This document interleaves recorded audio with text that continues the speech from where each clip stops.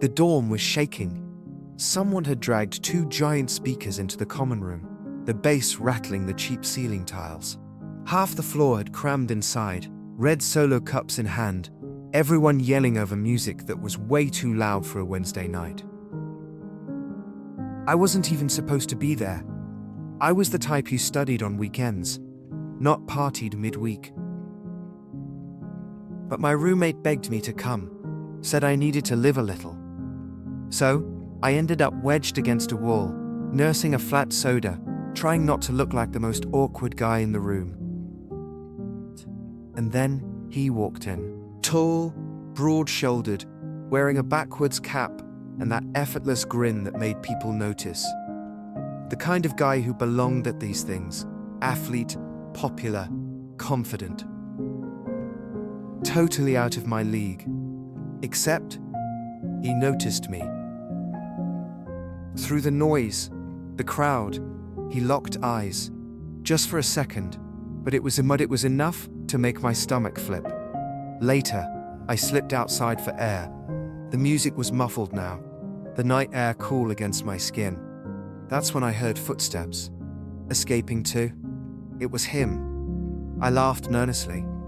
Yeah, not really my scene. He smirked, leaning against the railing next to me. Same. I just show up so people don't say I never go. That surprised me.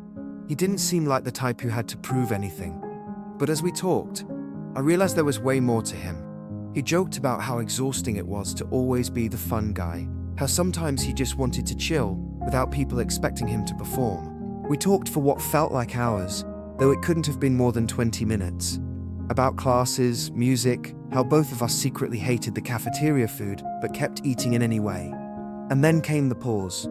That moment when conversation slows and the silence hangs heavy with something unsaid. He glanced at me, softer than before. Can I tell you something? I nodded, heart pounding. I didn't actually come out here for air, he admitted. I came out because I wanted to talk to you. The world tilted. I opened my mouth, but before I could reply, he added quickly, I'm probably screwing this up, but I like you. Like, since the semester started, but I didn't know if you... I cut him off the only way I could think of, by leaning forward and kissing him. It wasn't movie perfect, just clumsy, rushed, two nervous guys figuring it out. But when he smiled against my lips, it felt like everything clicked.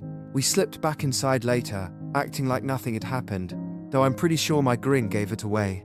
That night, in a crowded dorm full of noise and chaos, we found something quiet, something just for us. And suddenly, college didn't feel so overwhelming anymore.